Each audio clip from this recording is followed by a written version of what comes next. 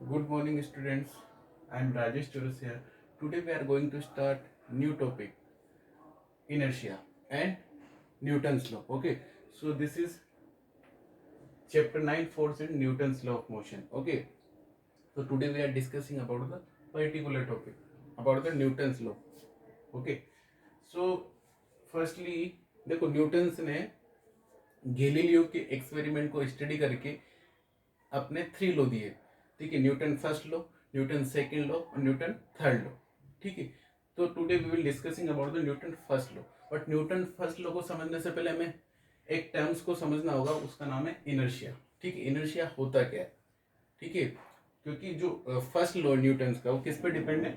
Inertia पे। और हम जो जो न्यूटन का फर्स्ट लॉ है उसको लॉ ऑफ इनर्शिया भी करते हैं। ठीक है, तो फर्स्टली देखो इनर्शिया होता क्या है। इनर्शिया एक टेंडेंसी होती है ऑब्जेक्ट की जो कि क्या करती है, अपनी पोजीशन के चेंजेस को अपोज करती है। मतलब लेटेस्ट कंसीडर दी, वो रेस्ट कंडीशन में है तो रेस्ट में रहना पसंद करती है, और मोशन में है तो मोशन में रहना पसंद करती है। ठीक है, तो वो टेंडेंसी क्या होती है जो रेसिस्ट करती है अपनी पोजीशन चेंजेस का, उसको हम बोलते हैं इनर्शिया।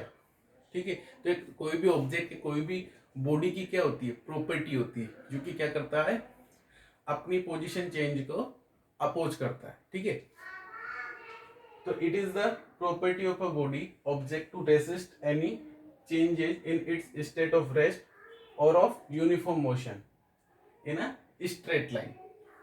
तो दैट मीन इसका मतलब क्या हुआ, ये एक ऑब्जेक्ट की प्रॉपर्टी होती है जो कि क्या करती है, रेसिस्ट करती है any changes in state of rest और uniform motion in a straight line. इसका मतलब वही है कि यदि कोई बॉडी रेस्ट में तो रेस्ट में रहना पसंद करेगी, और मोशन में है तो मोशन में रहना पसंद करेगी। वो अपनी स्टेट चेंज नहीं करना चाहती, मतलब उसको अपोज करती है। ठीक है, तो देखो अब इनर्शिया मेनली किस पे डिपेंड होता है, मास पे। जितना ज्यादा मास उतना ज्यादा inertia.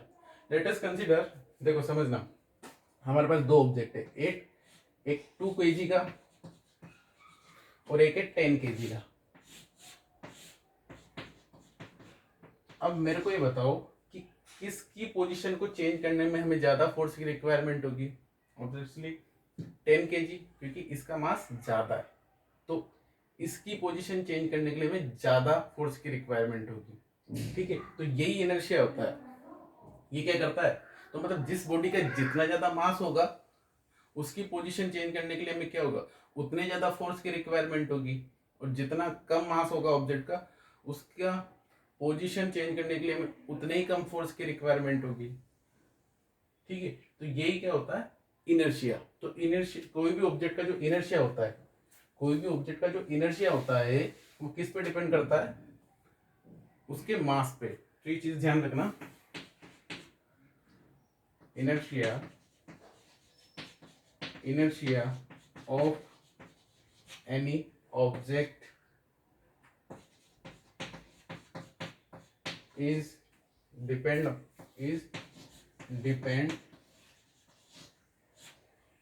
on its mass। That means हम ये बोल सकते हैं कि जो इनर्शिया होता है is directly proportional to the mass. मतलब मास बढ़ेगा तो इनर्शिया भी बढ़ेगा।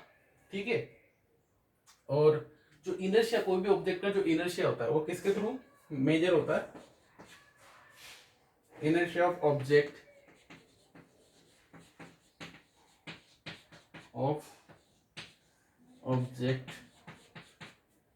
Is measured by its mass. कोई भी ऑब्जेक्ट का जो इनर्शिया होगा वो किसके थ्रू मेजर होता है? उसके मास के थ्रू। अब देखो इनर्शिया के एग्जांपल, व्हेन अ बस start suddenly the passenger fall backward.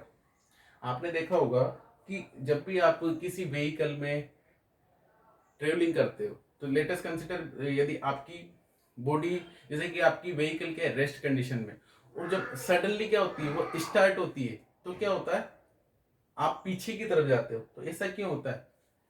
Law of inertia की वजह से। क्यों? क्योंकि आपकी बॉडी क्या है, आपकी बॉडी का कुछ ना कुछ मास है, और वो क्या है, रेस्ट कंडीशन में। तो जैसे ही सडनली आपकी व्हीकल क्या होती है, स्टार्ट होती है, मोशन में आती है, तो उस कंडीशन में भी आपकी जो बॉडी होती है वो क्या क्या पसंद करती है, वो स्ट्रेट रेस्ट कंडीशन में रहना पसंद करती है। ठीक है, तो इस वजह से आपकी बॉडी पीछे की तरफ झुकती है, बैकवर्ड। तो ये किसका एग्जाम्पल हो गया, इनर्शिया का। बीटिंग ऑफ हैंगिंग कारपेट, जब भी आप कारपेट को क्या करते हो, बीट करते हैं तो डस्ट पार्टिकल दिखते हैं ना ऊपर, तो वो क्या होते हैं, अपनी पोजीशन पे रहते हैं और वो नीचे जाता है, तो क्या होता है, ये भी किसका एग्जाम्पल हो गया, law of inertia. Inertia on the shaking of the branch of tree the fruits fall down. देखो आपने देखा होगा जो जो ट्री होते हैं उसमें जो फ्रूट्स आते हैं, यदि हम उस ट्री की ब्रांचेस को या उस पेड़ को हिलाते हैं तो क्या होता है, फ्रूट्स नीचे आ जाते हैं। ऐसा क्यों होता है, क्योंकि फ्रूट्स का कुछ ना कुछ मास होता है।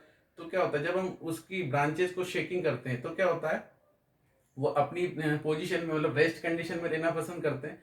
तो ब्रांचेस जब हिलती है तो इसकी वजह से वो क्या होता है, नीचे आ जाते हैं जर्क की वजह से। ठीक है, तो ये भी किसका एग्जाम्पल हो गया, इसका। तो आई थिंक आपके इनर्शिया समझ में आ गया होगा। ठीक है, अब देखो इनर्शिया के भी टाइप्स होते हैं, मतलब अब समझ में आ गया ना, जितना ज्यादा मास उतना ज्यादा इनर्शिया। और इनर्शिया क्या होता है, कोई भी ऑब्जेक्ट की एक टेंडेंसी होती है जो कि अपनी पोजीशन को चेंज करने का अपोज करता है। ठीक है,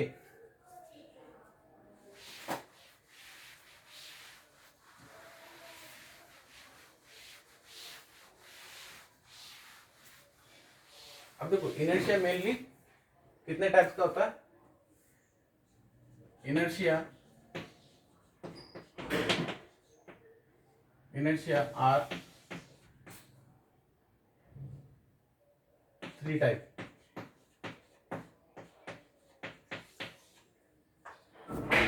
इनर्शिया इज कर लेना, ठीक है,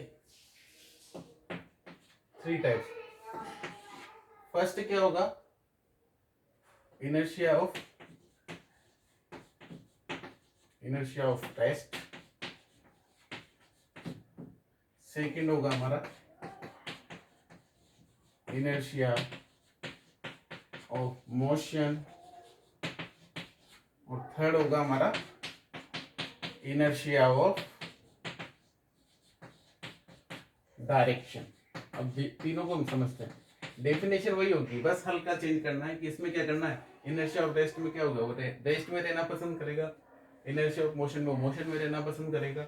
और इनर्शिया ऑफ डायरेक्शन में एक पर्टिकुलर डायरेक्शन में ही रहना पसंद करेगा। ठीक है, तो अब देखो इनर्शिया ऑफ रेस्ट को समझते हैं। अभी जो हमने एग्जांपल लिखे थे वो एक तरह से इनर्शिया ऑफ रेस्ट के एग्जांपल थे। ठीक है, जैसे इनर्शिया ऑफ रेस्ट का मैं वापस आपको एग्जांपल देता हूँ, वही बस वाला। ठीक है, जैसे कि मान लो कोई बस है, वो अभी रेस्ट कंडीशन में, और जैसे ही बस स्टार्ट होती है सडनली मोशन में आती है तो क्या होता है, हमारी बॉडी पीछे की तरफ झुकती है, बैकवर्ड जाती है।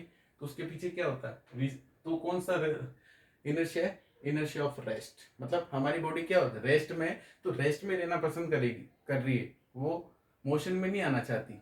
ठीक है, तो वो कौन किसका एग्जांपल हो गया, inertia of rest. Inertia of motion, let us consider आप कोई बस या कोई भी व्हीकल में बैठे हुए हो और एकदम क्या हुआ, ब्रेक अप्लाई किया, एकदम क्या हुआ, गाड़ी में ब्रेक अप्लाई हुआ, तो क्या हुआ, आप आगे की तरफ झुकते हो, फॉरवर्ड जाते हो ना, तो उसके पीछे भी रीजन क्या होता है, इनर्शिया ऑफ मोशन। मतलब आपकी बॉडी देखो, आपकी व्हीकल मोशन में, तो आपकी बॉडी भी क्या होगी, कंटिन्यूअसली मोशन में होगी।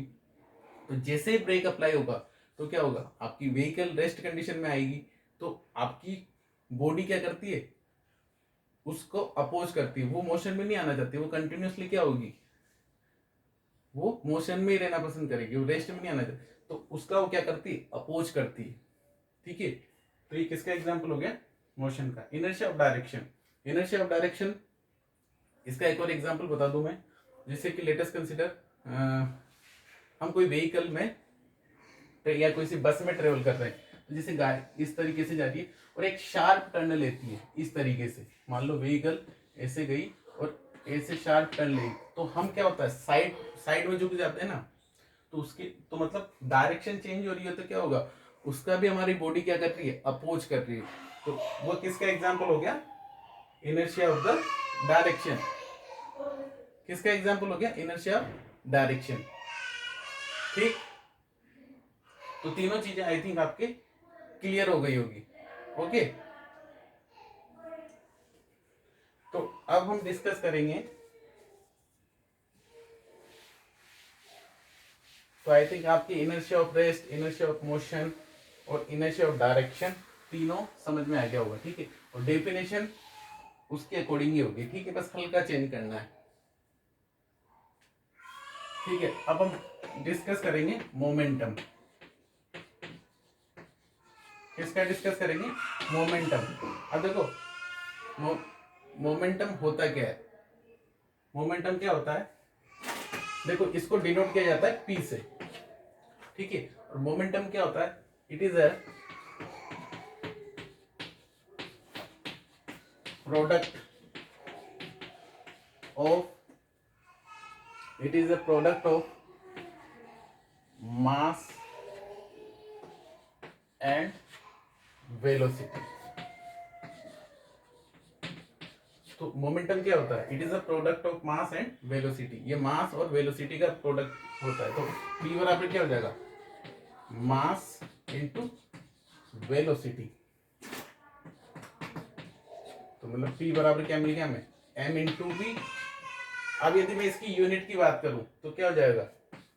मास की केजी और वेलोसिटी की क्या हो जाएगी? मीटर पर सेकंड।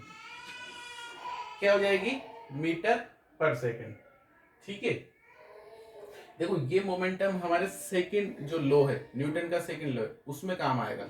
इस वजह से हम पहले इन दोनों टर्म्स को समझ लेते हैं, ठीक है। तो देखो मोमेंटम क्या होता है? मोमेंटम क्या होता है? Mass into velocity.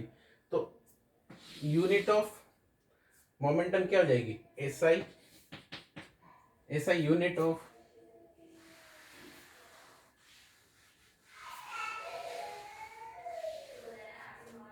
SI unit of momentum, वो क्या हो जाएगी? किलोग्राम इंटू मीटर पर सेकेंड। किलोग्राम इंटू मीटर पर second, that is the unit of momentum. अब देखो मोमेंटम क्या होता है? It is the power of the moving object. Momentum क्या होगा? किसी भी मूविंग ऑब्जेक्ट की पावर होती है। तो momentum momentum is the power of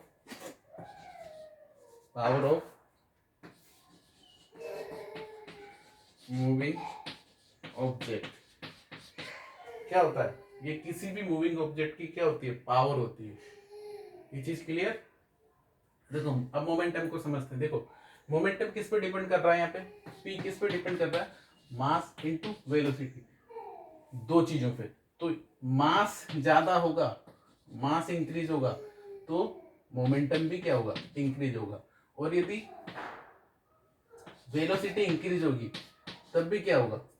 momentum increase होगा, ठीक है।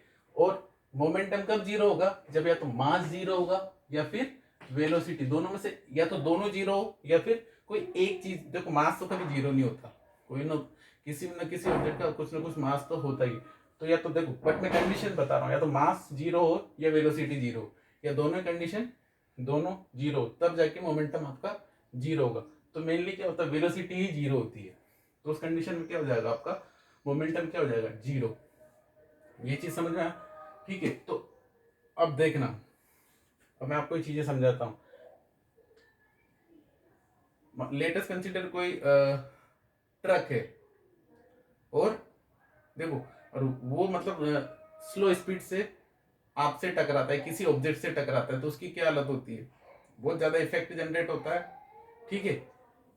तो उसमें क्या है? वो क्या देख, मास, उस ट्रक का कुछ ना कुछ मास है और वो कुछ ना कुछ वेलोसिटी से आ रहा है, तो क्या कर रहा है? क्या प्रोड्यूस कर रहा है? मोमेंटम प्रोड्यूस कर रहा है, ठीक है। या फिर मैं बात करूं जो आपकी गोली होती है, ठीक है, बंदूक वाली, गन की, ठीक है। तो हम देखो होती छोटी सी के, बट क्या होती है? मतलब आदमी को ढेर कर देती है ना, डेथ हो जाती है एक लगते। तो उसमें भी क्या होता है? मोमेंटम होता है, क्योंकि मास तो उसका बहुत कम होता है, बट वेलोसिटी क्या होती है उसकी? बहुत ज्यादा होती है। इस वजह से बहुत ज्यादा मोमेंटम प्रोड्यूस करती है और उससे आदमी की डेथ हो जाती है।